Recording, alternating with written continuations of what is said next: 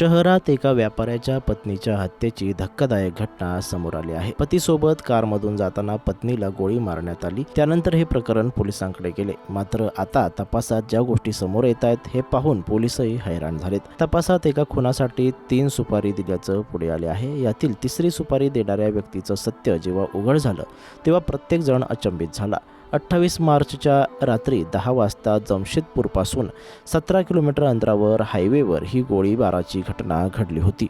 एक कुटुंब कारमधून घरी परतत होतं। कारमध्ये पती पत्नी आणि 2 मुले होती। मात्र रस्त्यातच अचानक कारवर गोळी चालवण्यात आली। ही गोळी व्यापाऱ्याची पत्नी 39 वर्षीय ज्योतीला लागली। रात्रीच्या अंधारात झालेल्या या हल्ल्यानं सर्वच घाबरले। त्याच अवस्थेत पतीने जखमी पत्नीला हॉस्पिटलला नेले, पण तिचा दुर्दैवी मृत्यू झाला। अखेर ज्योतीवर गोळी कोणी झाडली, तिला मारण्याचा प्रयत्न कोणी केला हे प्रश्न उपस्थित झाले। मागील काही दिवसांपासून व्यापाऱ्याला खंडणीसाठी फोन येत होते। ज्योतीच्या हत्येमागे त्यांचाच हात आहे असा संशय व्यापाऱ्याने पोलिसांकडे व्यक्त केला। खंडणीबाबत स्वतः व्यापाऱ्याने पोलिसांना तक्रार दिली होती। ज्या रात्री ही घटना घडली तेव्हा व्यापारी पत्नीसह रेस्टॉरंटमधून डिनर करून घरी जात होते। मात्र रस्त्यातच त्यांची तब्येत बिघडल्याने त्यांनी गाडी थांबवली आणि त्याचवेळी मारेकऱ्यांनी ज्योतीवर गोळ्या झाडल्या। व्यापाऱ्याकडे खंडणीखोरांनी 25 लाखांची मागणी केली होती।